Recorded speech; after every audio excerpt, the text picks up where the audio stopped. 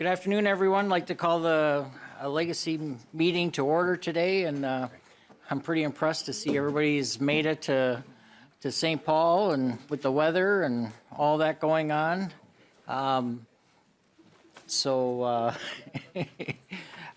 going to mix up the agenda just for a second, and we're going to bring up the Riverwatch folks first, if that's okay, and then we'll proceed down the agenda after that. But please come forward and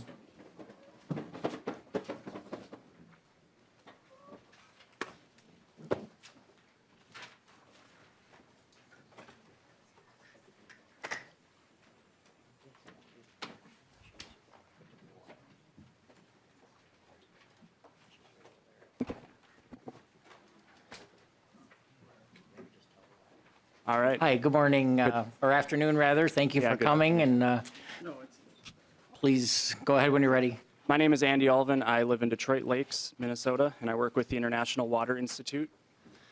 Mr. Chair and members of the committee, it is my pleasure to be here with you all today on behalf of the Red River Basin Riverwatch program. Our program has grown from a pilot project with a few schools in the Sandhill River watershed to its current state with over 20 schools on the Minnesota side of the Red River.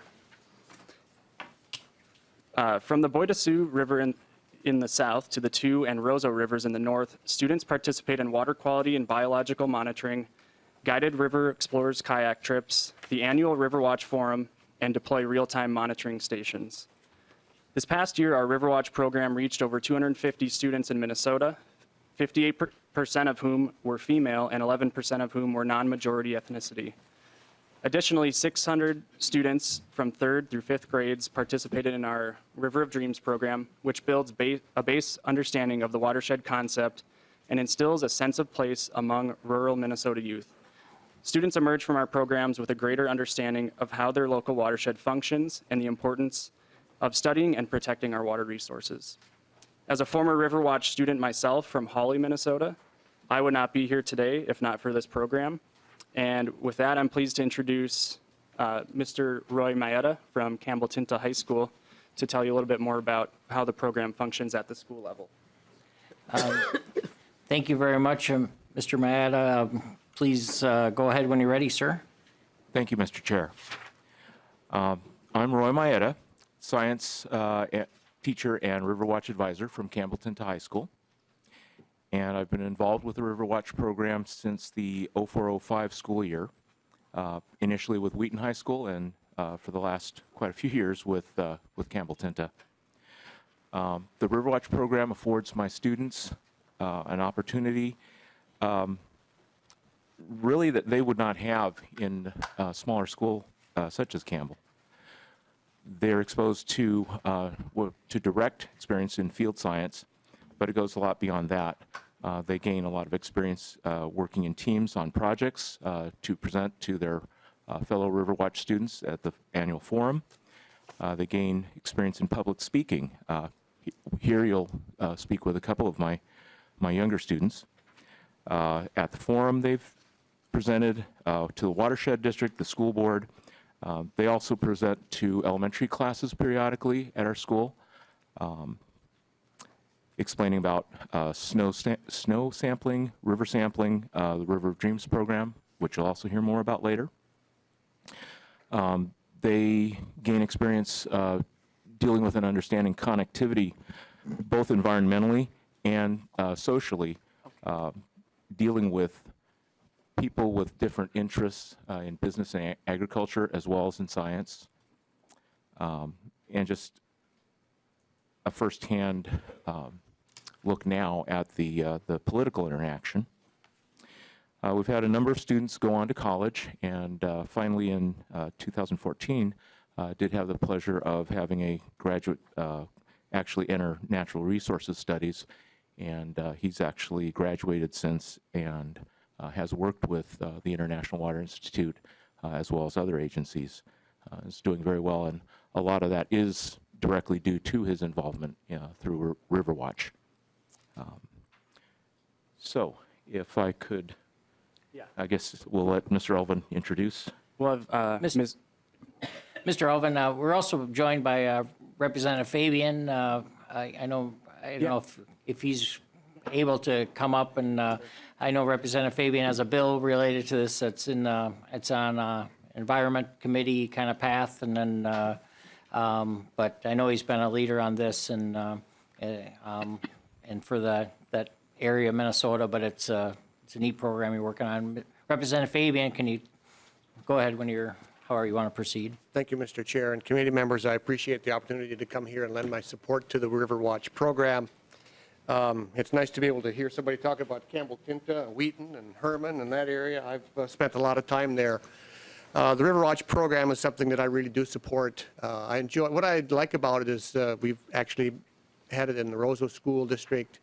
It affords an outdoor opportunity for students to get outside and get out of the classroom, bring things back to the classroom and take a look at the invertebrates and so forth that they find, and monitoring water quality and so forth. So, Mr. Chair, I think honestly the testimony of the students and so forth is way more important than mine, and I really appreciate you giving me the opportunity to come down here and lend my support to this program and the appropriation that we're asking for. And with that, Mr. Chair, if you have any questions, I'd be happy to answer them. Otherwise, I'm going to let the smart people take over. Thank you, Representative Fabian. I know you've been a leader in this and fighting hard for your area, the state of Minnesota, and we all appreciate that. So please stick around, and maybe there'll be some tough questions from Representative Green, but later. It'll be in my office. Excuse me, Mr. Chair. Mr. Oven, if you want to proceed. Sorry for the interruption. No problem. We'll call Ms. Carrie Rath forward and tell you a little bit more about the River of Dreams program. Thank you, Mr. Chair. My name is Carrie Rath, and I teach third grade in Thief River Falls, Minnesota. And I love this program, the River of Dreams program, because it's hands-on learning, and that's something that children really get a lot out of. There's 3 different components to it. There's a reading component and a watching and a listening component, in which I bring in presenters like Mr. Alvin here, and he can answer questions because he's an expert in his field of study that I can't necessarily answer as a teacher. And so, and then there's the doing aspect of this program, where students actually get a 14-inch canoe, and they get to design it, they get to decorate it, and then the best part is they get to launch it in the river, and they get to track it on its way with the hopes of one day it getting to the ocean. The River of Dreams program is also cross-curricular, which means as an elementary teacher, I teach every subject area. And so with the River of Dreams program, I'm able to pull in every subject area. I bring in science and STEM. I bring in social studies. I bring in language arts with creative thinking and with creative writing. And the art component of it, where they get to design and decorate their canoe. And then the physical education aspect of it. Last year, I was fortunate enough to have my 9-year-old son in my class. And after we launched our canoes, he's like, "Hey, Mom, can we go kayaking? Let's go look for canoes." And so we got in our kayaks, and we went in Plummer, Minnesota, and we found 33 of these little canoes, and we put them all in our kayak, and then we set them free. And then a week later, we launched our canoes. And then he's like, "Hey, let's go down the Clearwater River and the Red Lake River and the Thief River and see if we can find these canoes." And so we did that all summer long, and I think that gets kids up, it gets them active, and it sparks an interest in them.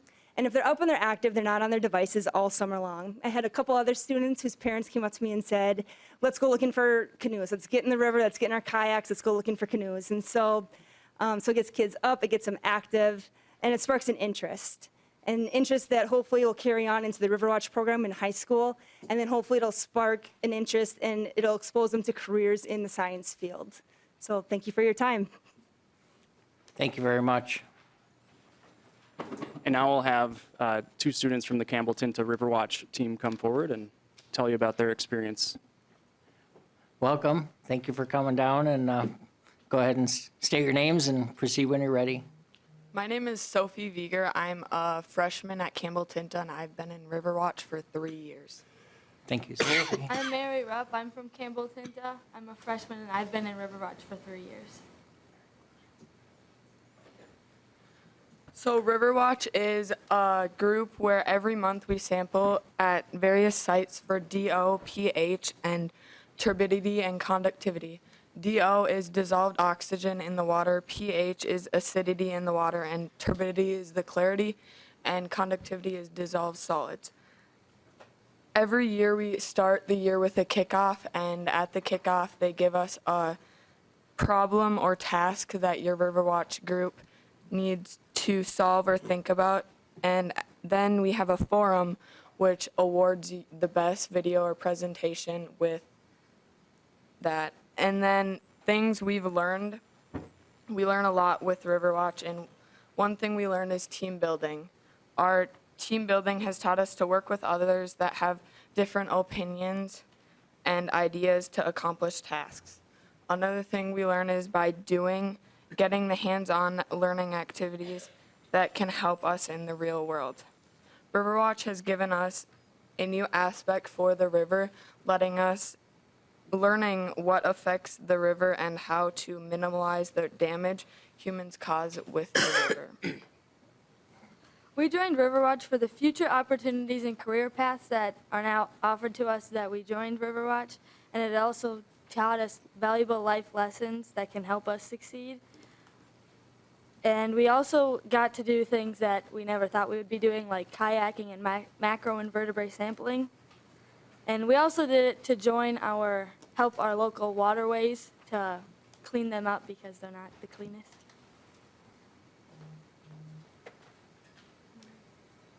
Is that it, Ms. Rupp? Yes. Okay, well, thank you very much, and Ms. Bigger, thank you very much for coming. So I don't know if you want to come forward, Mr. Uven, just kind of, there may be some questions for the students as well later. So. For sure. Yeah, I think at this time, we can open it up to questions if there are any.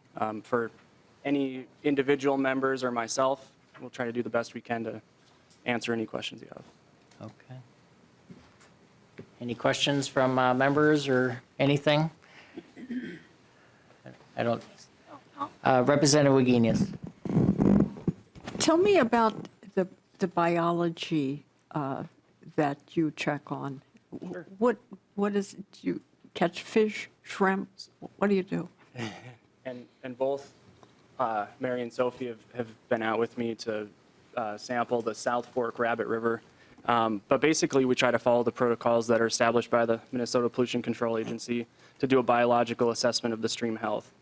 And while our assessment is not an official assessment, it's meant to replicate that so that students see the process of using the D-net kick frame nets to kick around in the river to sort through and pick bugs, look at the bloodworms and mayflies and different indicators of water quality. So we're really getting our hands into the mud and sorting through the bugs, and then based on different scoring sheets, learning about the health of the river. So it's more of an educational exposure to that process. Okay, thank you. Thank you, Representative Wagenius. I was just wondering to hear maybe from the students what they found the most interesting. I mean, you mentioned some of the things, but did you find any discoveries that you surprised you or you told your family about later or that sort of thing? Either one of you can just kind of. I guess I Ms. Rupp? joined Riverwatch and I never really knew what any of like turbidity or conductivity was. So that was kind of interesting to find out once I joined. Ms. And Bigger? We have also found out many things about the river that we've never known. That is very interesting to learn and to try to help make our river a better water system. And these two got to paddle down the Rabbit River with me to the confluence with the Bois de Sioux River. So they got to kind of stand at the confluence point. And well, for me, that's always exciting. Mr. Uven, so then a lot of the work is done from the shoreline or from in the boats, or how is most is done? Yeah, Mr. Chair, the majority of our work when we're out water quality sampling is done from bridges or up on top of culverts. But then we have these additional programs that enhance and go beyond just looking at a sond reading or taking a turbidity tube or Secchi tube reading. So we actually will lead kayak trips, and we try to get to each school every other year with a paddle trip of their local river. and then also to do a macroinvertebrate sampling to get another perspective of water quality. Well, thank you very much for coming down today. I imagine it took some great effort. So we really appreciate that, and thank you for telling the stories. I think as members, I think some of the best lobbyists around this building are kids, in my mind, and seeing in their eyes and hearing their stories of what they're about. Much of what's going on today, I was just driving in on WCCO radio and public radio. Both of them had stuff with some of the impacts to our nature that's going on. So we really need our youth excited. And, you know, they talked about the problems with monarchs and bumblebees. And we actually have some scary stuff out there right now. And with the emerald ash borer and the chronic wasting. I mean, I don't want to scare you all, but it's, you know, we all need to be in the game and paying attention to these things and be thoughtful about our water quality and other issues because Minnesota is a great state, but we now got to fight for it to keep it better. Thank you very much for coming down today and enjoyed your presentation. Thank you, Mr. Chair and committee, and Mr. Fabian for giving us the opportunity to come down. Thank you. So I'm sorry we're continuing to mix up the agenda so a little bit here. We know the students had to get on the move, so we wanted to respect that. And we have folks here from, I think it's Duluth Days, and so if Representative Olson would like to come forward, we actually have a bill, and I'd like to move that House File 1324 to have it before us, and I'm moving it for possible inclusion into the legacy omnibus bill, if you will. All right. But Representative Olson, thank you very much for coming, and I appreciate that. Hopefully we all can get Representative Murphy and yourself and making sure that we get down to Duluth and that we care. I saw some amazing pictures today on Twitter about the moon last night. I would have been a neat time to be in Duluth over the lake. But Representative Olson. All right. Thank you, Mr. Chair, and thank you, members. And I do invite you to the Duluth Days at the Intercontinental Hotel, being Chair Lilly brought it up, from 4:30 until 8 tonight. And I believe the Great Lakes Aquarium folks actually will have an exhibit there or have a booth there, so you're welcome to learn more if you're able to make it down. But thank you, Mr. Chair and members, for being here for House File 1324. It is asking for a $250,000 appropriation to the Lake Superior Center Authority, or the Great Lakes Aquarium, to prepare and construct an exhibit demonstrating the role of water in Minnesota's history and cultural heritage. And with that, we have two testifiers who braved the roads in the storm to be here today, so I will turn it over to them. Okay. Please state your name and go ahead when you're ready. Thank you. My name is Jay Walker. I'm the interim executive director at the Great Lakes Aquarium. And thank you, Mr. Chairman. Thank you, representatives. Thank you, Mr. Walker. Thank you, Ms. Olson, for supporting this bill, and thank you, Mary Murphy, for your ongoing support as well. I am here today with our Director of Education, Sarah Erickson, and who is our Director, I should say, Education, of Learning Engagement. Apologize. Quick side note, you also hear us talking as the Great Lakes Aquarium, but our legal name is Lake Superior Center, doing business as Great Lakes Aquarium, and Lake Superior Center Authority is the state entity put in place to oversee the state's investments in our building and our grounds. A little bit about ourselves. The Great Lakes Aquarium is a nonprofit organization based in Duluth, Minnesota, that was charged by the legislature with delivering freshwater education for community.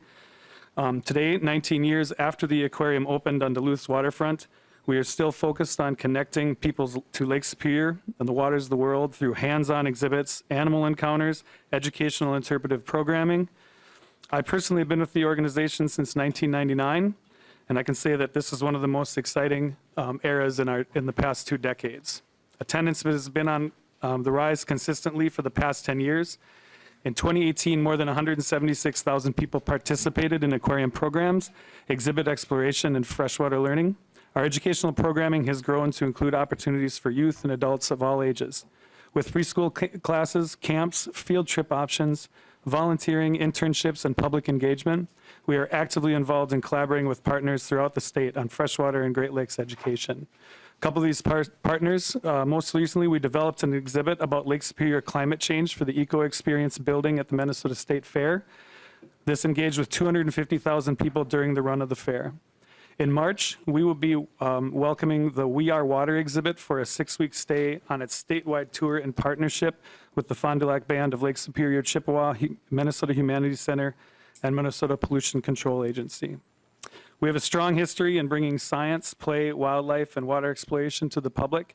Several of our largest projects have benefited from legacy arts and cultural heritage funding. In 2013 and 2014, the award-winning original exhibit Shipwrecks Alive was made possible with $200,000 in legacy funds and more than $150,000 in matching and in-kind support from partners and the aquarium operational budget. More than 500,000 people have engaged with this gallery showcasing Minnesota's rich underwater history. In 2015 and 2016, the legislature allocated $250,000 in arts and cultural heritage funding that, along with more than $470,000 in matching and in-kind support from individuals, the city of Duluth, and the aquarium's operational budget, made Unsalted Seas a reality.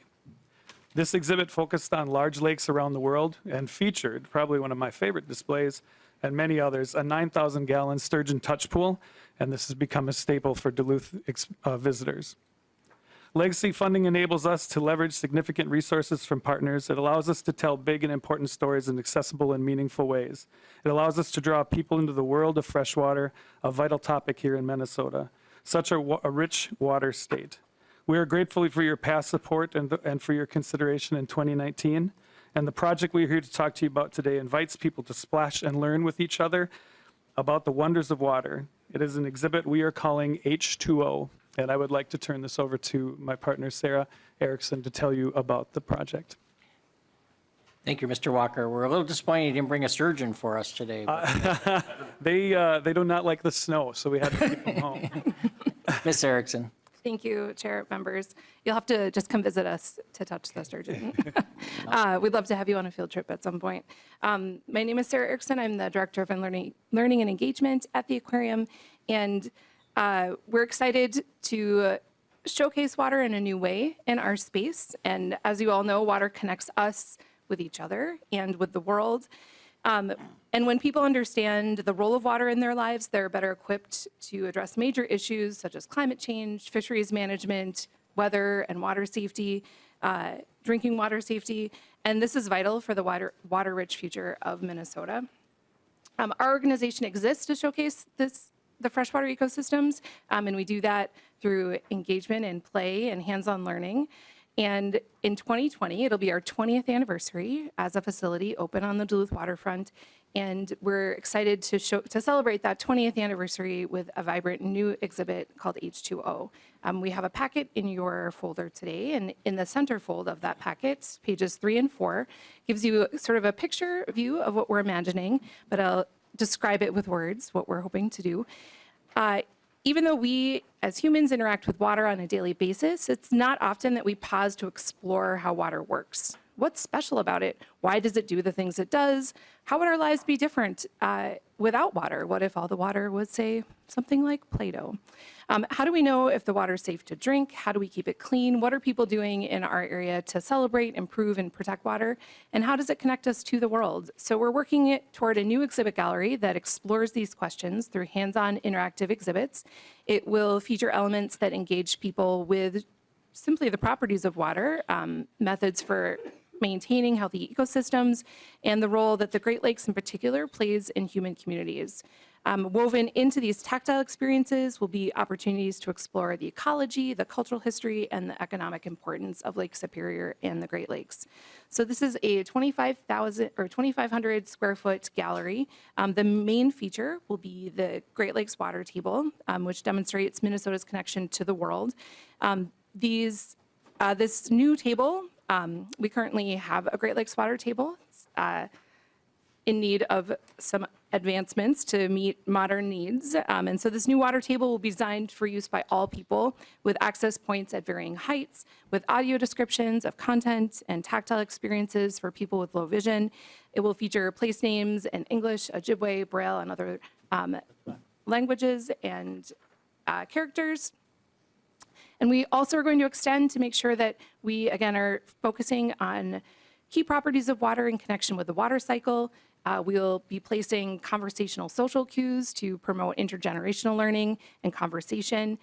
We want to provide opportunities to observe cause and effect and promote experimentation.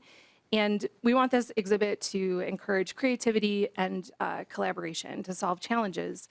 And these are all skills that are key to the health and vibrancy of successful Minnesota communities into the future. So we're going to be building on existing relationships with the state and county and city and tribal entities. We want to represent many touch points with the region's aquatic ecosystems. As part of this collaboration, we're looking to build an interactive model of the wastewater treatment facility that was vital to the improvement of the St. Louis River estuary and to the health of our area.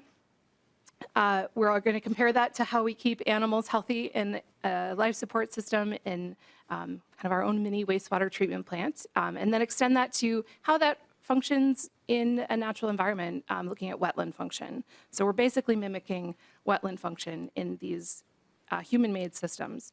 So this project, H2O, really encourages people to connect, play, and reflect surrounded by water and their community. And we really hope that you'll join us in this new adventure. This project, we're slated to open in the summer of 2020, again, for the 20th anniversary of Great Lakes Aquarium. And our project budget is $410,000. And there's details about that in your brochure. And we're, again, requesting a $250,000 appropriation from Arts and Cultural Heritage funding. We hope that you will consider the great investments we've made in the past and what we've been able to leverage in making community connections and making these projects really successful and an essential part of our community. So thank you so much for your time and consideration, Chair and members, and we're happy to answer questions you might have. Thank you, Ms. Erickson. And Mr. Walker, any questions for the folks here today? Representative Murphy, do you have any? I do not. Oh, no, nothing? Vice Chair Wozlak. Thank you, Mr. Chair. I don't have a question. I just want to say I'm a visual person, so I really appreciate the visual graphic in your little thing here to help us kind of envision what that would look like. So thank you for doing that. Thank you. You're welcome. So thank you, Representative Olson. Very much appreciate the work that these folks have done. They've really, one of the things I appreciate is that they really seem to bring in a lot of matching money and a lot of community investment. So the 200, the 3 different projects or the 2 other ones that you've done, you've stepped up and really done a lot on your own as well to match that and to grow it.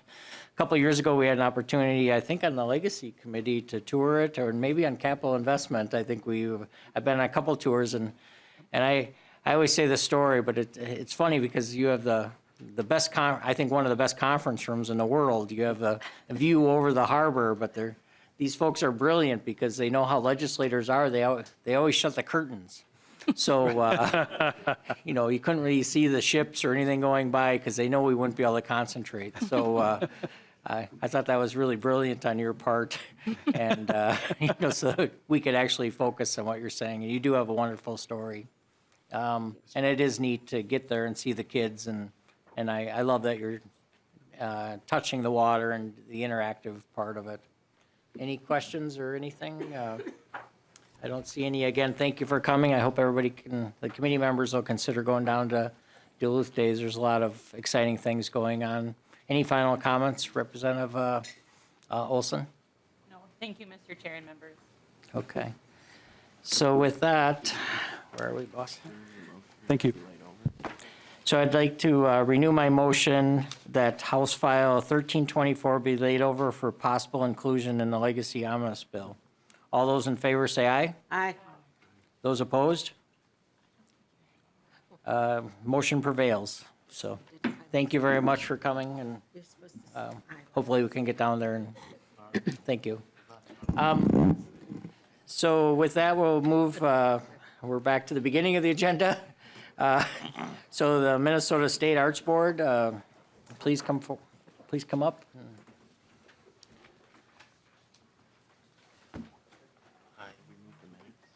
Has anybody had an opportunity to take a peek at the minutes? Representative Hausman, are you willing to move the minutes? Thank you. Representative Hausman has moved the minutes for the February 13th meeting. Any questions to the minutes? Seeing none? All those in favor of the minutes, please say aye. Aye. Those opposed? The minutes for the February 13th meeting are approved. Thank you very much. Ms. Jentz, welcome to our committee, and I know you've been here many times before, and you've got a wonderful story to tell and of the first 10 years, and tell us about that and where we're going in the future. Wonderful. Thank you, Mr. Chair. It's always a pleasure to be here with this committee and to have a chance to talk a little bit about the work we are doing. The work is so big and so broad that we can just touch on a few of the things that we're doing, but we certainly will do our best to try to give you a sense of what has happened at the beginning of the Legacy Amendment. We will talk today about how we have been investing legacy dollars since 2010, the first year that the dollars were available.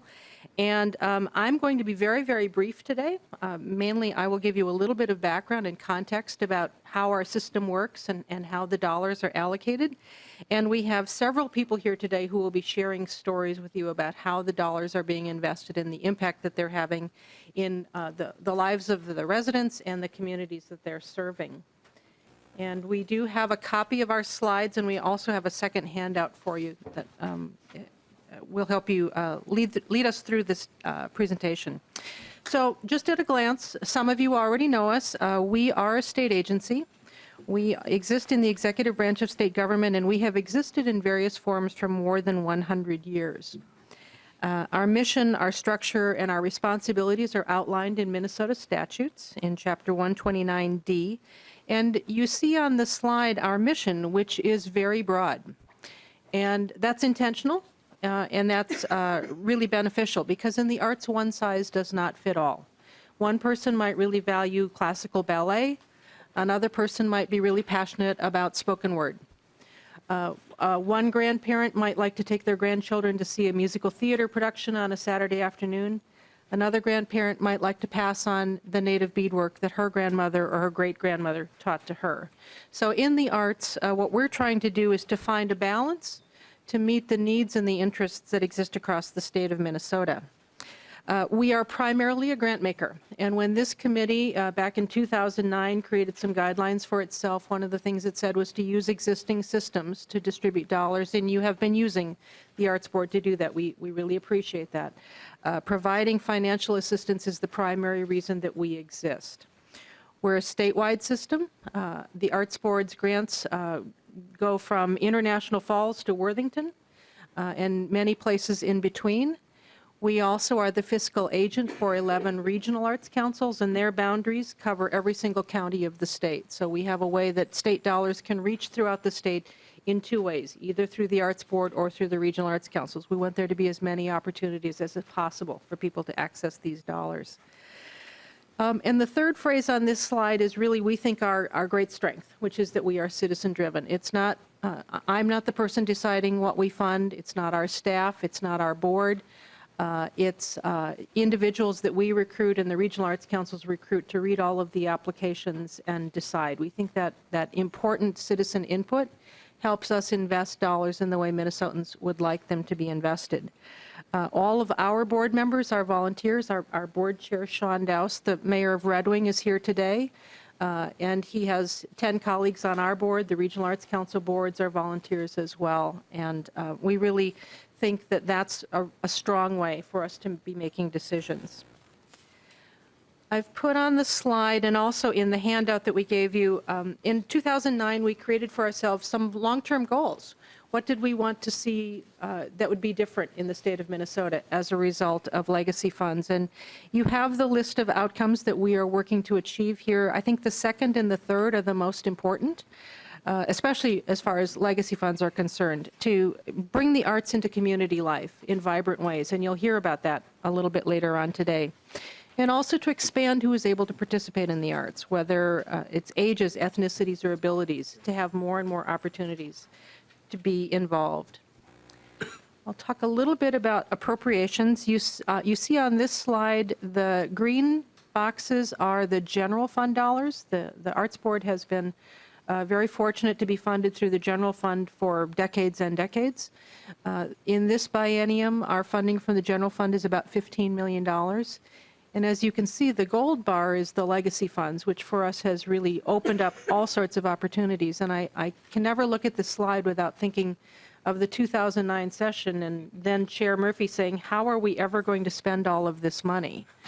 And I said to her, you would be surprised at the imagination and the creativity and the innovation that this resource is going to bring out in Minnesota, and it's true. Some of you know, maybe all of you know, that in state statute, it stipulates that 47% of available Arts and Cultural Heritage Fund dollars be managed through the Arts Board and Regional Arts Council system. So that would be our request for the biennium. 47% based on the math and the forecast right now, the governor's budget has us in at $66.6 million. So just under $67 million for the biennium, and that would be our request going forward. Legacy dollars have taken the arts out of the concert hall and the theater and brought them into the community in ways that we never could before.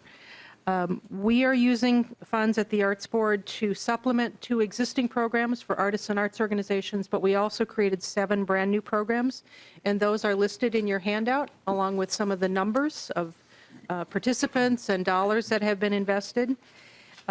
Likewise, regional arts councils created new grant programs with legacy dollars, and you have all of those statistics. And I know I tend to be the statistics person, and other people are the storytellers, so we're going to get to them in just a second. But the numbers are impressive, and the numbers of people who have been touched by these dollars really have made such an important difference. They're creating greater access.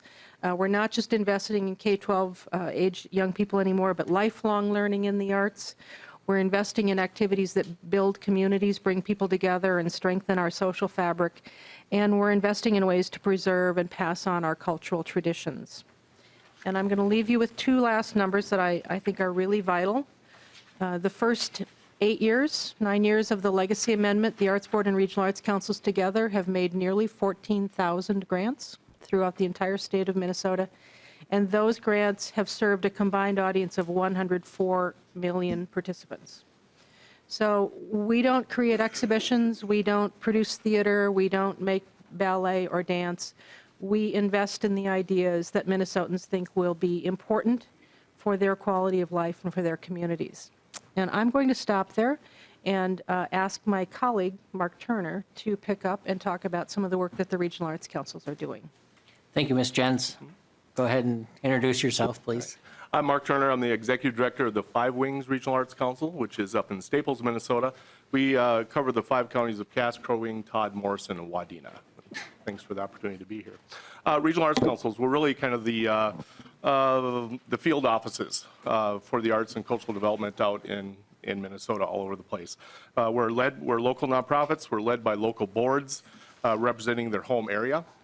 Legislature back in the mid-'70s had the foresight to initiate these local boards with the goal really to stimulate arts and cultural development within all of our communities. And I think it's working, my humble opinion. I've been with the Regional Arts Council for 28 years now. I've seen a lot of trends, and it really heartens me, especially with the impact of legacy dollars, of what actually is really coming to light now with communities and arts and cultural development within those. The concept is really a decentralized planning and funding mechanism. That mechanism is valid, efficient, and most importantly, it ensures that statewide resources are accessible to all residents across the state. It's local folks making decisions on program priorities and grant making for their own communities, and that just seems to make sense to me. Again, it's working well. As Sue mentioned, there's 11 councils that cover every county in the state, and there's actually a little map, I think, on the back of page 2 in your handout that kind of shows how the divisions, the boundaries are. All county-based, and really it throws back to the mid-'70s, and those are economic development lines of the time, but they seem to still be working now with each region having their unique flavor. So with that, each council is charged with designing and offering programs and services specifically tailored to their region. And there's a process which ensures that happens, including local needs assessments, public planning, public hearings on the plan and budget, et cetera. If folks are interested in that whole laundry list of criteria or requisites that happen, you can talk with either Sue or myself at some point, and it's quite a lengthy process to make all that happen. So with all that said, it would take a while to go through all the varying program services that all the regional arts councils do. There is, as Sue mentioned, also there's a laundry list of the different programs each regional arts council has individualized as priorities for their particular region. So I would encourage you to take a look at that and visit all the websites, especially in your own district, to see what opportunities are available there. What I can offer is, I'm not going to go through each program, but what I can offer is kind of a blanket statement, is that with the onset of legacy dollars, the regional arts councils all really reinvented themselves. I mean, and a lot of money will do that, of course, but they're definitely stronger than ever before, and the impact is longstanding, and you can see by the numbers, it's quite impressive. I think it's the infrastructure that was already in place by the regional arts council since the 70s really talks to that. We were already in place, and we were able to hit the ground running, and I think we've been effective doing that. So similar to the Arts Board, the RACs use legacy dollars to fund programs and services specifically for creating and improving access to the arts learning opportunities, and preserving cultural heritage. The one thing that may set us apart is that we work primarily with the smallest of organizations, the smallest of communities, real grassroots, all volunteer organizations. So we're really the local agents in the field, so to speak, and it works well. So many of our programs and services might be more tailored to capacity building for those organizations, those volunteer-driven groups, and professional development for our local organizations and communities to do their work better. Another observation I offer is the impact of legacy dollars to date is that we're now working more and more with a much broader community groups to bring arts opportunities to residents, and examples of that would be cities, healthcare organizations, particularly mental health organizations. We're seeing a lot more of that. Senior centers, nursing homes, civic groups, tourism, and the list goes on. So really, what 20 years ago we were working primarily just with the arts organization itself, that term of community has really broadened. And the arts are really becoming a fabric of everyone's lives, which is encouraging. What we're also seeing at the RAC level, and especially in greater Minnesota, is more arts activities are more than just arts activities. It's really community development with the arts as a focal point. And I think maybe an example would talk to that best. Actually, in Representative Green's district in Monaga, Sounds of Spirit Lake concerts. I don't know, Representative Green, maybe you're aware of that effort there. But it's really a free series of musical concerts in the park. It's on the shore of Spirit Lake. The series is 6 Fridays during the summer months. It's outdoors, and a live musical lineup ranges from folk, ethnic, classic to contemporary. There's really something for everyone. Even the high school band stays sharp in the summer by performing at each concert. So it sounds like just a nice concerts in the park, but let me explain what goes a little deeper and what I talk about the true community development that's going on. When you scratch the surface, this is the community building that's going on just with this one project. The city mayor he insists on emceeing the event and welcomes the community and visitors. The newspaper sends a reporter and photographer free of charge to each event and covers it for front page for the next week. The VFW offers their parking lot and expands their evening menu. I say I've been told by the residents there that that's a big hit. The Methodist Church sells food to support their young outreach programs. The city sprays for mosquitoes, of course, and blocks off the streets and provides temporary power and a source and sanitation services. The local police provide traffic support. The Lion shuttle folks from the assisted living and elder care facility, and sponsor special parking for those who choose not to leave their vehicle during the concert. The school provides the sound equipment and acts as a rain site, and also the Monaga Marine and Rental actually built the stage for them, donated all the materials, built it. They put it up for each concert, take it down, and store it during the winter.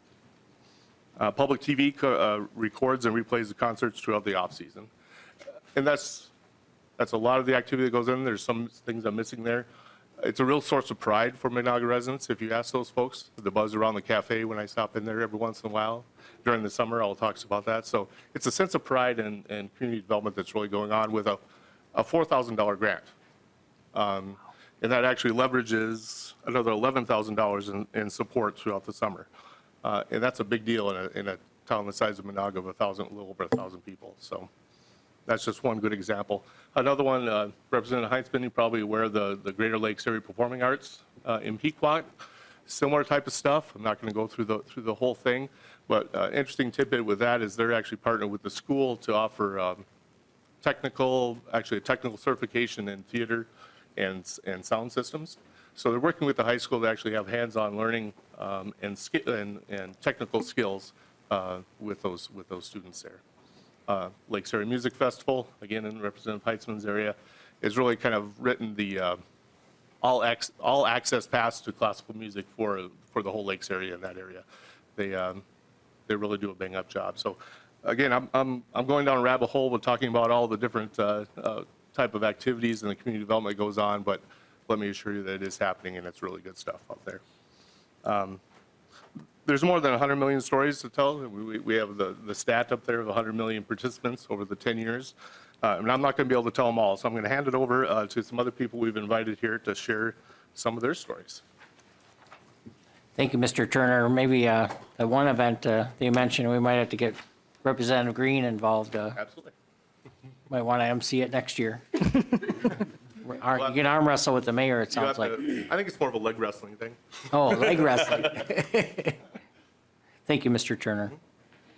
Mr. Chair, Ms. Jens. we have invited two organizations that are recipients of legacy funds to talk about their programs. We had invited a third, but the forces of nature have conspired against us. So if this works, we have a very brief video to show you from the Karen Organization of Minnesota, and then we'll turn to Ms. Beisel and Ms. Woods if that is. Yes, please, All right. please proceed. Do you want to tell us about the video first, or? I will tell you about the video. So the Arts Board has been funding the Karen Organization of Minnesota, for those of you who may not be familiar with it. It's a social service organization that helps refugees from the Burma region get established in Minnesota. In some cases learn the language, in some cases learn job skills, in some cases helps them find a place to live and to navigate the system in a place that is very, very different from the place that they came from. We have been funding a traditional weaving circle that uses a space in St. Paul. And what you're going to see is just 90 seconds about this weaving circle that we've been funding.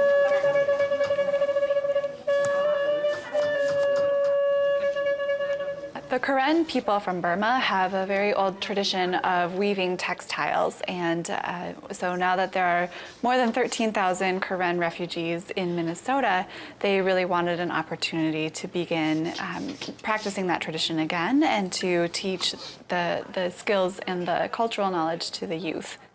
Back in the Burma, we weave for our clothes. We have no money to buy our own clothes, so we have to make it by ourselves. One of the weavers, first when they came, she don't talk, and then she feels lost. She feel like she's useless because of that she cannot speak English. So she don't feel like her life is useful in here. But when she come here, she see that, oh, we can stay weave. We can go to participate with. We do something like weave demonstration. That she felt like she is part of her community. My grandparents told me that weaving is part of our tradition. If we lose it, we have lost our people.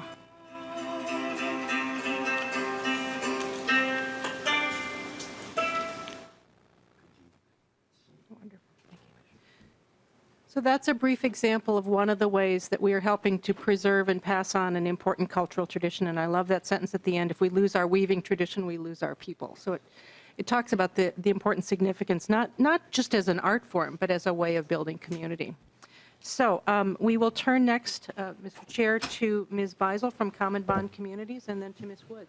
Thank you, Ms. Beisel. Please state your name and go ahead when you're ready. Thank you. I'm Angie Beisel. I'm with Common Bond Communities. We're an affordable housing and services provider. We are primarily in the Twin Cities metro area, but in greater Minnesota, Wisconsin, and Iowa as well. We were able to start offering arts programming at some of our senior housing communities in November 2016 by partnering with teaching artists and then offering our programs on site so that residents didn't need to leave their homes. This really fulfills our mission of keeping residents in their own homes, but also a couple of our important program areas, which is health and wellness and community building and engagement. We began offering programming with just 2 housing communities in 2016, and then we added 6 more the next year, and this year we added 3 more. So we're in a total of 12 housing communities now with this new programming. We've been funded through a couple programs with the State Arts Board and also the Metropolitan Regional Arts Council. We recently, in January, had an arts exhibit with a couple housing community residents at our central office in St. Paul, and a couple of the residents shared the impact. One said, "Before this drawing class started, I was down in the dumps and stayed in my apartment most of the time. Now, so much is happening at our building, and I feel excited and like I'm part of something." Another said, "I was immediately hooked on this arts class. It's like a light turned on. It's brought sunlight into my life. Sometimes you feel useless and lonely as an older person. But doing this art brings back self-confidence and also brings us closer as neighbors." So a few of the outcomes that we've seen in our short time, we're increasing social connections.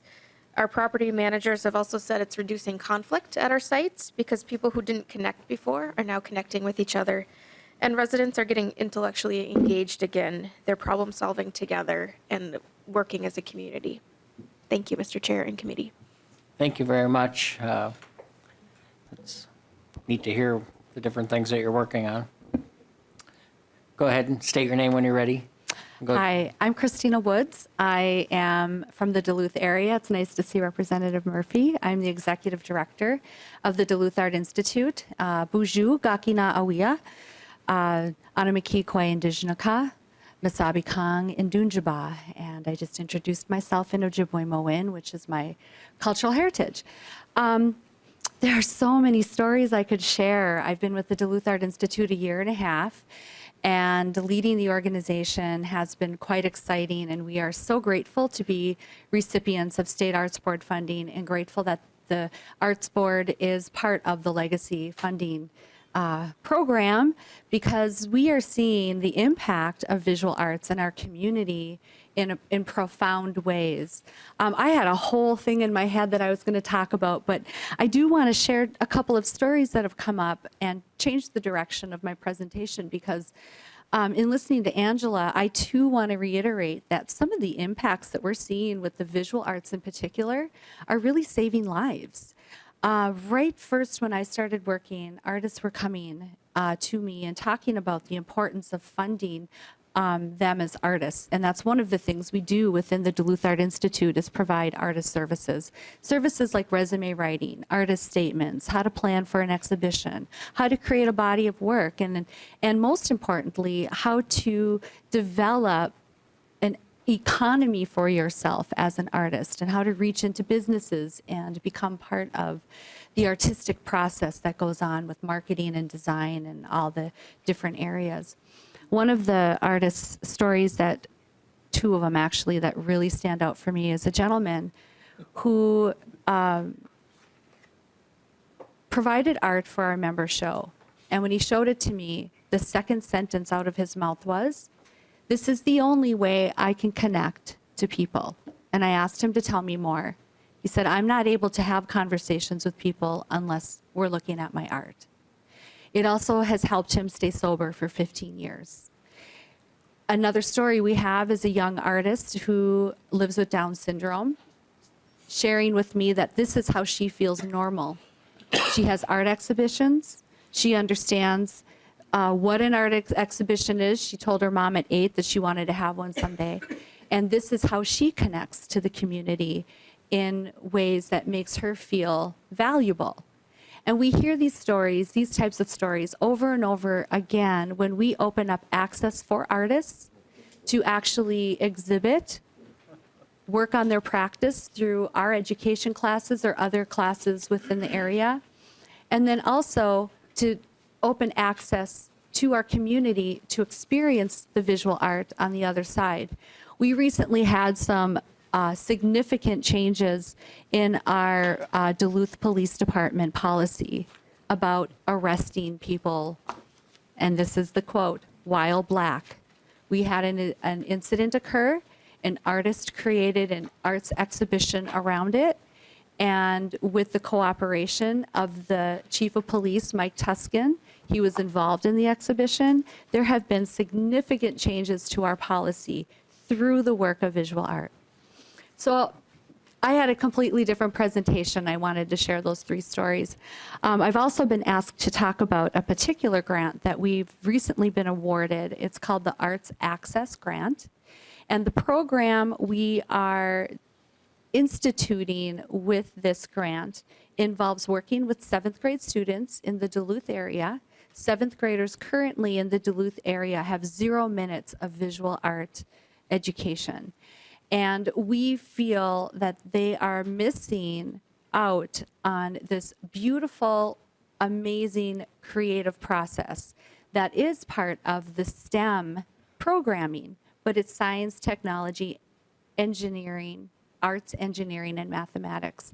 The creative process with the arts is just as important as the process of inquiry in science. And we are offering programming through State Arts Board funding to 7th graders to collectively work together to solve a problem, which they haven't identified yet, in the Duluth area or within their community.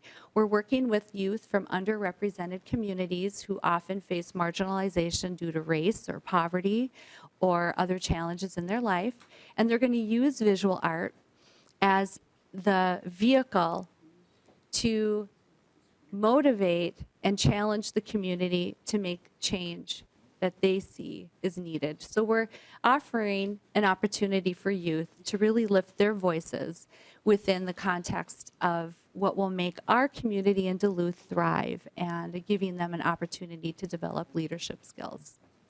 So thank you very much. I appreciate all of your attention and giving me the opportunity to really share some of these impactful stories about how visual art is really making a difference in our community. Thank you very much. Miigwech.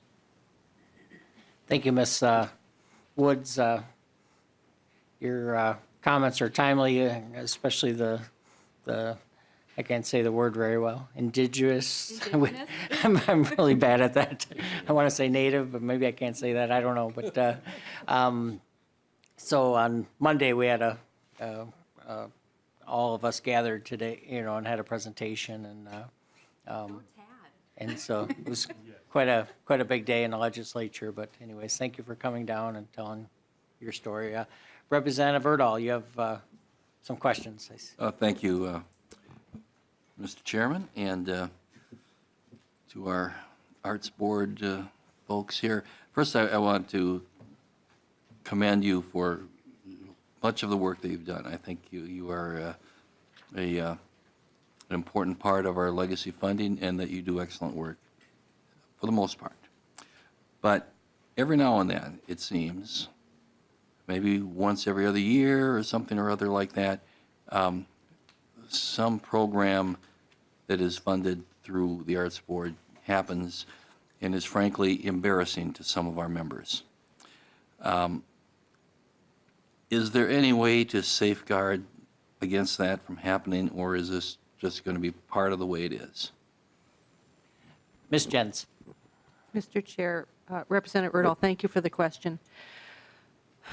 I'm not sure there's an easy answer to that, because part of the freedom of expression, part of the way that people express themselves, some people might find really positive and would find themselves agreeing with, and other people might find themselves feeling very negative about it and disagreeing with that.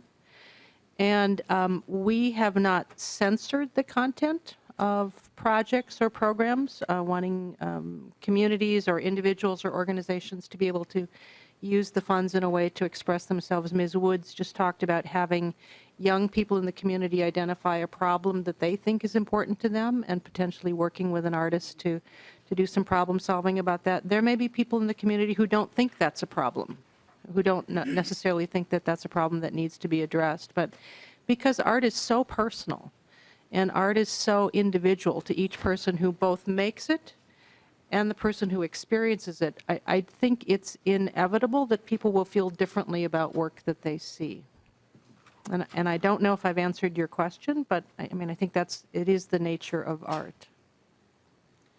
Representative Erdahl. Thank you, Mr. Chairman. And, you know, I guess your response was kind of what I anticipated. I know it's a tough question and it's hard to answer, but you just need to keep in mind that you are spending public money, and that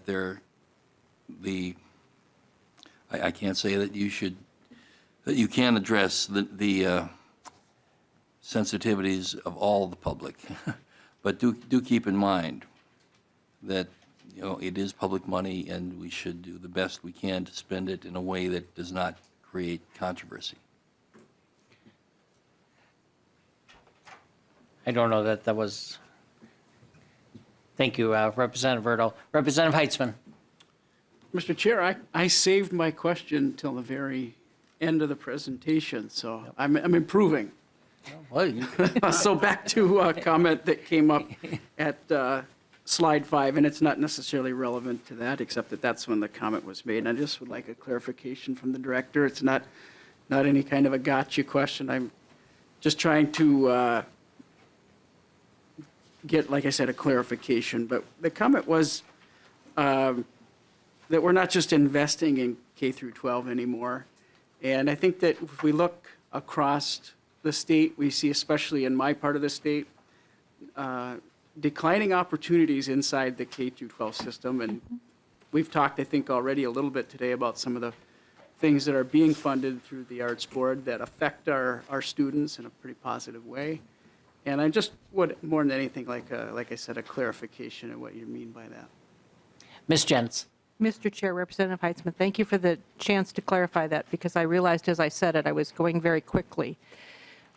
Before the legacy amendment passed, many of our grantees and many of our programs could fund activities that would enhance what was happening in the schools. It might be an artist residency program. The Arts Board had a very small program where we could make grants to schools and they could bring in an artist to supplement what was happening in the curriculum. With Legacy, we are able to do much more community-based arts education. Some of the programs that you heard about today, bringing artists into a senior residence, is part of that lifelong learning in the arts. Circling back, though, to what I think is your question about the schools, is that we couldn't agree with you more, that we would like to see more arts education in the regular K-12 curriculum. And the state of Minnesota has arts education standards written into the law. We know that many schools are not meeting those requirements in the law, and we wish that they would. For us, the challenge has been the legacy funds are to supplement, not substitute for. And because schools are required to provide a certain number of courses, a certain number of disciplines as part of the regular K-12 curriculum, our understanding was that those school formula funds should be providing that basic curricular education, and that what we can do is over and above what schools are required in law to produce through their regular K-12 formula funds.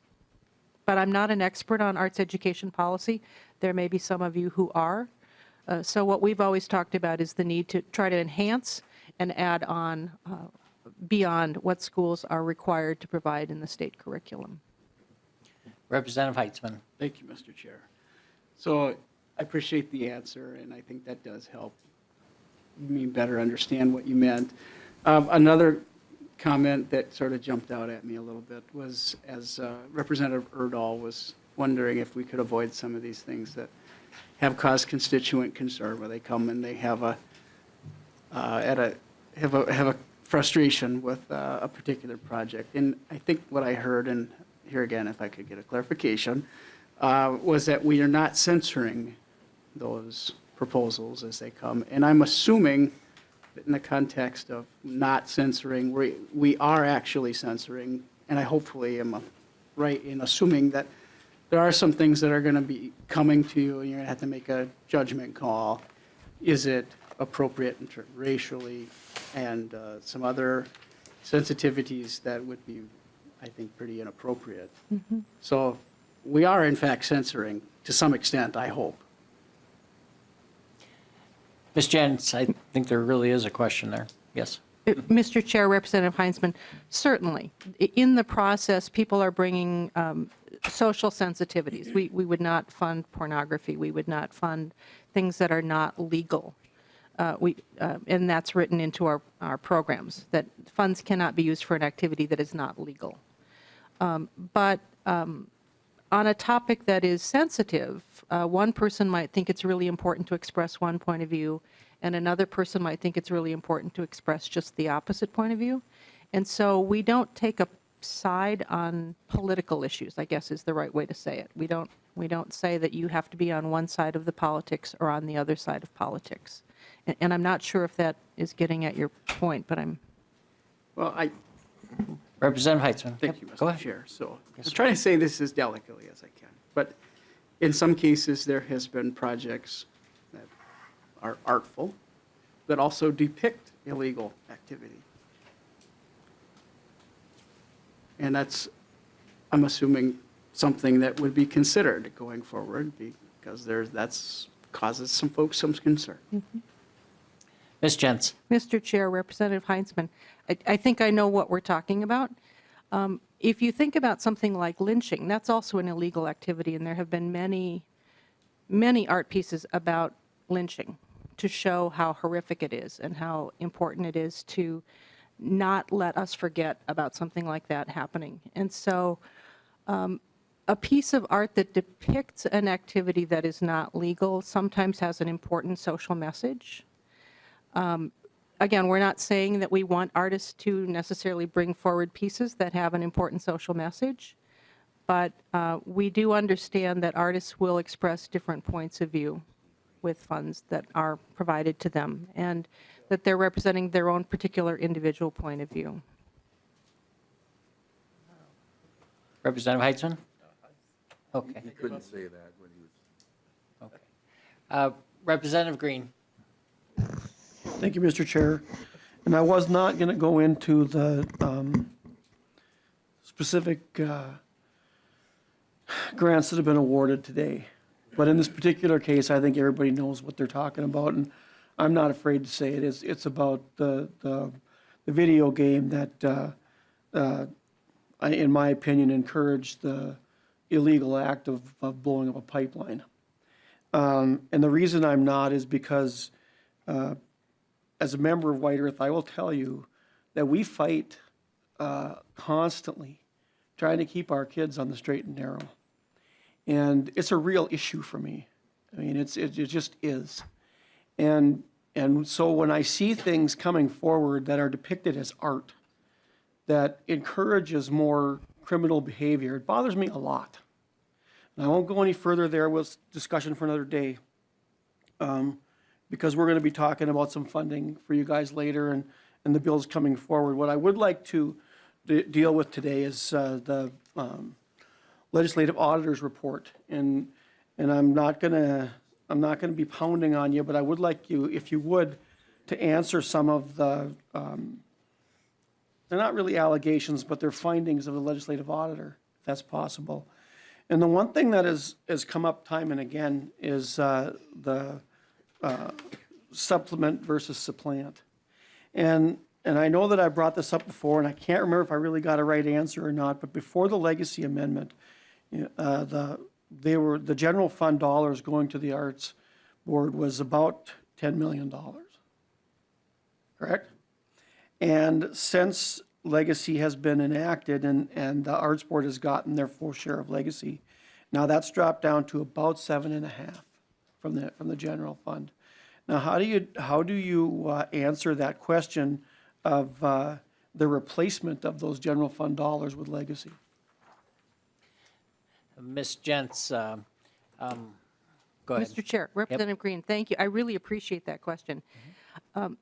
So in 2008, 2009, so the 2 years right before the legacy dollars became available, the Arts Board was receiving approximately $10 million per year. So you were right on the amount, but it was per year.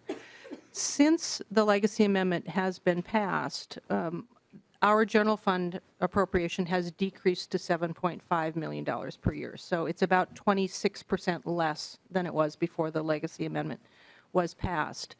The way we have managed that decrease, and we would prefer that those dollars had not been decreased. We would, obviously we would prefer that we had stayed at that $10 million and that the legacy dollars could be over and above what we had been receiving. But that wasn't our choice. That was the legislature's choice to give us a different amount in that appropriation. What we have been doing is trying to maintain a proportional amount of funding in the two programs that we are continuing to use general fund dollars in. And I believe the auditors addressed this a bit to say that, yes, the dollars are less than they had been, but that's because we have fewer dollars from the general fund. But roughly the same proportion of the dollars are going into those two programs. And then we're supplementing with the legacy funds in two programs. The other programs that we have, there are 7 more that are only using legacy dollars because they were new programs that we created. So I hope I've addressed that what we're doing is keeping the same proportion of the dollars, knowing that there are fewer dollars from general fund to be allocated. Representative Green, and I don't know if everybody received a copy. Just recently, the auditor came out with a report on the Arts Board, and I'll make sure everybody gets a copy if everybody hasn't, and just kind of, but I know you've been great at looking at them. I had an opportunity to sit down and visit with them, but Representative Green, please keep going. Thank you, Mr. Chair. And I'll just go down the list here. The first one that I'm going to touch on would be, and I'll just read it because it's easier than me trying to pose my own question. During the meetings, the board makes copies of applications available on computers so members of the public can view them. However, the Minnesota Government Data Practices Act classifies most information in the grant applications as not public until the state agency and grantee have negotiated a grant agreement. I just want your opinion on this because this is something that I think the legislature would have to take care of. So are you familiar with this? Ms. Gents. Mr. Chair, Representative Green, I am familiar with it. And we were happy that the auditors mentioned that, and we'll hope to work with this committee or the policy committees to have the law changed, the data practices law changed, so that we can be fully open and transparent. There is, pardon me, there's language in the open meeting law that says that any materials that are being discussed by the members need to be also available to the public. You have materials here. So we have been erring on that side, even though there is a separate section of statutes that say you must, that proposals from a grant application cannot be considered public until after you've negotiated the grant contract. Oftentimes that has to do with trade secrets. There's little in proposals that is a trade secret, and those proposals become fully open to the public once we've negotiated the contract. So we will work with all of the appropriate members of the legislature to try to have that change made in the Data Practices Act. Representative Green. Thank you for that answer, and I don't envy you on that because when it comes to data practice, you might have kind of a tough pull on your hands. The next one would be the conflicts of interest. Now, as board members, they have to file the papers for conflicts of interest, but as I understand it, you use an awful lot of volunteers to go through these projects, which is another issue we could talk about later too, and how they get trained as far as picking the projects that they think are right.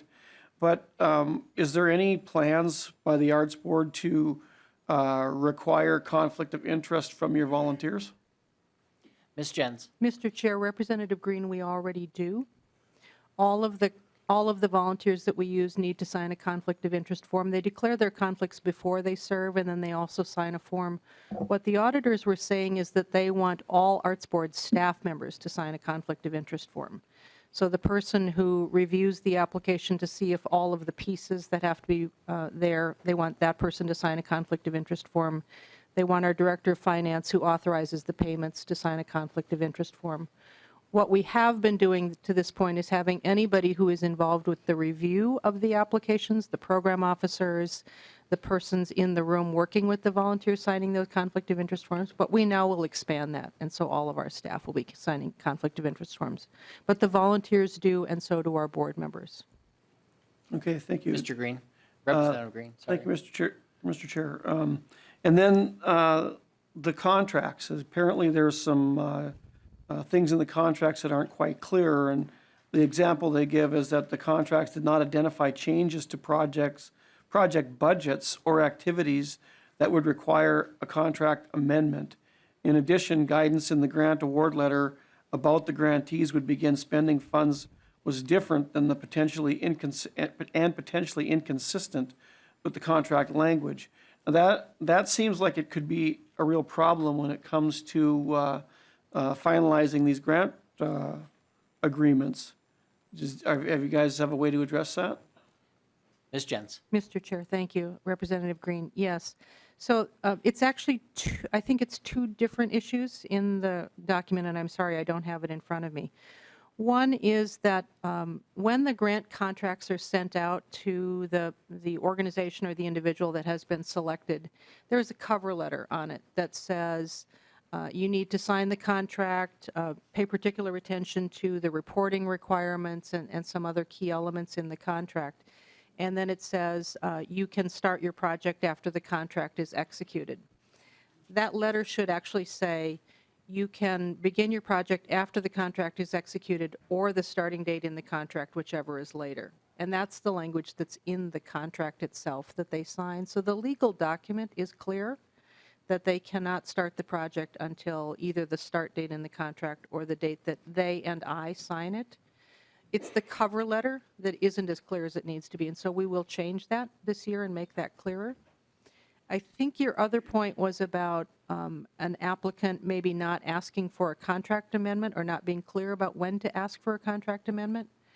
What we've been doing with our individual artist grants, because artist projects generally start about 8 or 9 months after they've applied, so a lot of things can change, is that we have said in the award letters that anytime a project changes, we'd like our grantees to call the program officer and talk about the changes so that she can help them problem solve or she can let them know if a contract amendment is necessary.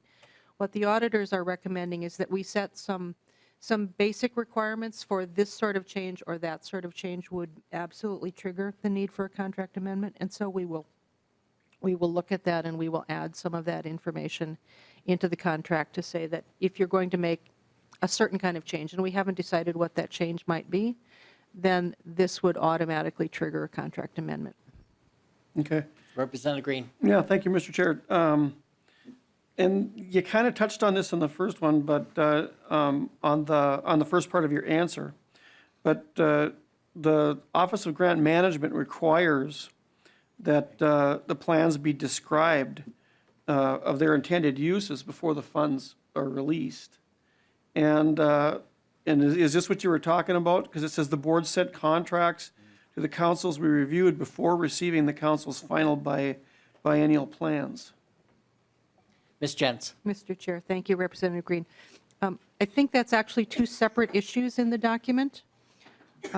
One is that the regional arts councils, now Mr. Turner talked about the regional arts councils create a biennial plan. They send us their preliminary plan, which we review very carefully. We have a committee that reviews the plan and discusses it and provides feedback. And then after they've gotten the feedback, after the legislature has finished the session and the appropriations amounts have been finalized, they send us a final copy of their plan and their final budget. What we've been doing is to send them their contract in advance of that so that they can sign it, and as soon as we get that final plan from them, we can be releasing the funds to them because we want them to have funds to operate as early as July 1st so that they can be open and operating. And so the auditors have said that they don't think we should not be sending the contract to them in advance of getting the final report. So that's something that we'll be working with the regional arts councils to resolve. The question about the Office of Grants Management is different because that doesn't impact the regional arts councils. They aren't necessarily required to follow the Office of Grants Management policies, but I think that what you might be referring to is that there are some things that we should be disclosing in our grant guidelines, like the fact that they will have to do a final report, information about the makeup of the panel and the amount of money that will be awarded by that panel. We've not been putting that into the guidelines, but we will be adding that going forward. Thank you, Ms. Jentz. And I've got more, but I'm not going to go into them because I'm looking at the clock. Yep. But I will say that, it does kind of propose a little bit of a problem because unless, and we can talk offline, because it seems to me like you're approving contracts before you get the final plans. You're sending out contracts before you get the final plans. So how do you review after you've already got the contract signed? But we can talk about that later. Ms. Jentz, will you be available to Representative Green to? Mr. Chair, yes, absolutely. Okay, good. I'll set up a time to visit with him separately. That's what I want to hear. And we had some time, so it was actually worked out well that you could ask some questions. I'll make sure that everybody gets a copy of the audit report. I think it was generally pretty favorable, and there's a lot of grants that are going out. So but these are good questions as well. So thank you, Representative Green. Representative Hausman, I think you were on the list, and I think Yes, Representative Murphy, you had a question later. Thank you, So Mr. Chair. Representative Hausman. Just a couple of observations, if I could, about the discussion to the supplement and supplant issue earlier. I've often thought of this as it's the curse of being funded in several bills, because every chair feels demands and pressures as they're trying to make the budget work. And so it's so easy to say, oh, they get money in legacy, or they get money in environment finance, and because that takes some pressure off of the chair. And I think that's what sometimes happens as we saw that declining number. And so it might be a blessing to think you're funded in several bills, but it can also be a curse. But to the complexity of art, and while it is true that art sometimes calms, art also excites, art also offends, and as you pointed out, art also reflects many points of view, and I mean, in a sense, that is the complexity we experience with art. Thank you, Representative Hausman. Representative Murphy?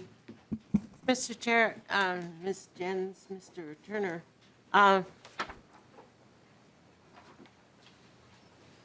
think we have enough time Yes. to just explore. One of the points that you made at the beginning, Ms. Jens, was that the citizens are involved, and the regional art boards are involved, and the citizens are the regional art boards are composed of the citizens. So let's say that the announcements have been made that funding is available.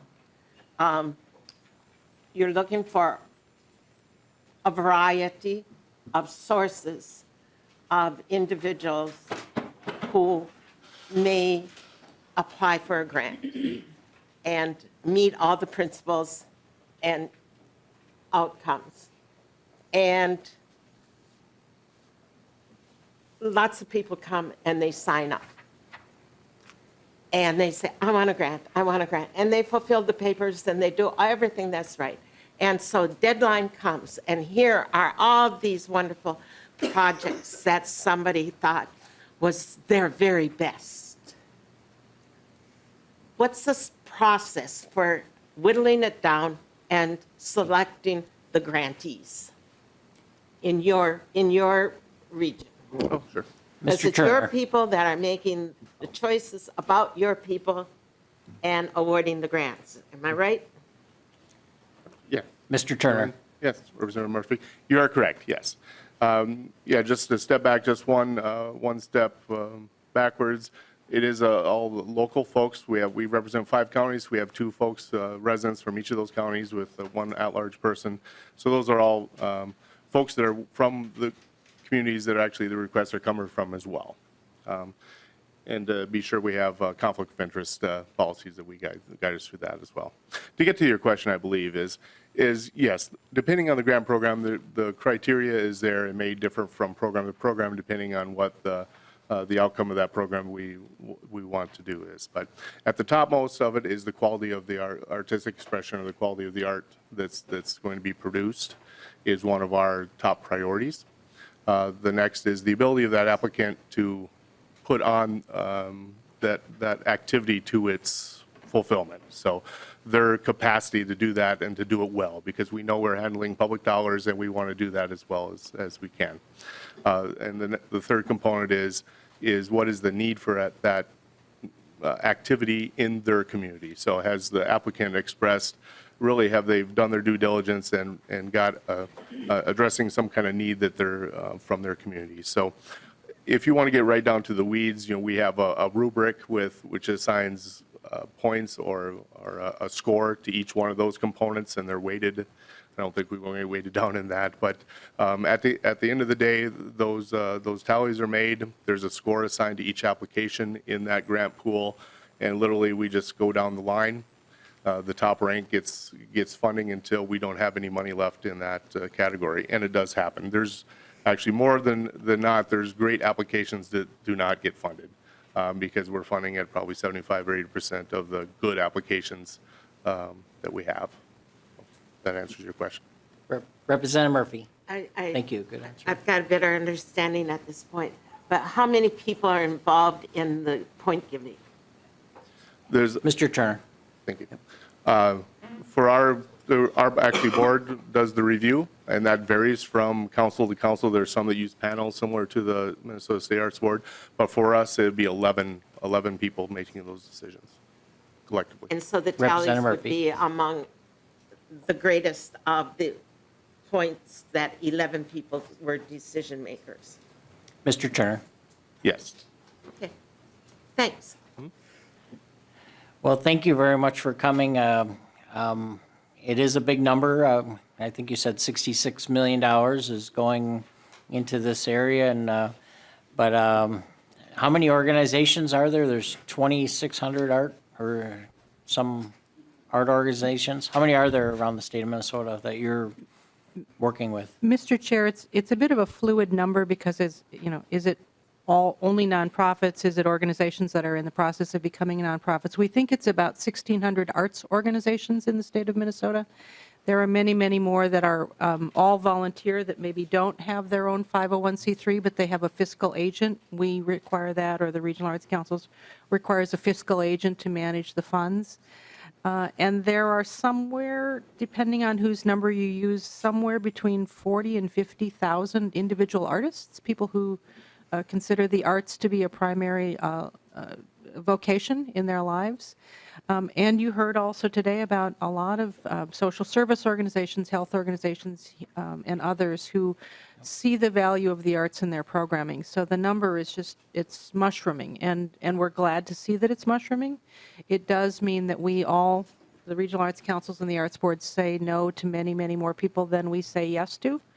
And we know that some of you hear from those people who we've had to say no to.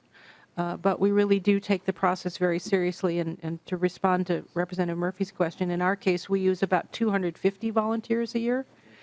And last year, they contributed about 12,000 volunteer hours to the process. So it is a big undertaking and would be expensive if it were all done by staff. But the diversity of input is really important to us. Well, thank you very much for coming. By touching 104 million people, it looks like looks like every year we're all being touched about 2.3, and quick math, by these dollars, by different arts projects, dollars being sent around the state. But it's really, I think, really helps the fabric of why people choose to live here and have all these big businesses that are here and good jobs. I was happy to see you haven't funded any authors from Litchfield, so that shows some good judgment. But We would welcome an application from authors from Litchfield. if you have an opportunity on the way out, again, thank you, the mayor from Red Wing, for coming down or up rather, and then Miss Woods from, just a really quick, I know we're going over for a second, but Miss Woods is wearing art, which I thought was pretty neat if you're willing and able, but these are Steger mucklucks from Ely, Minnesota, but the neat part she told me is that her grandmother or mother, great-grandmother actually designed the pattern on the top. You walk in front, we can't see. Oh, you would like me to know this about me, did you? So, Wait, I think I got it. wow, that's pretty good. That's a special reason to go to Duluth Days, I think. But and then please ask her afterwards. The same person came up with wicking sleeping bags as well, I think, or something. So, but again, thank you for the work that the arts folks are doing for Minnesota, and everybody, thank you for the questions today, Representative Green. Ms. Jens, please visit with him. And with that, we are adjourned.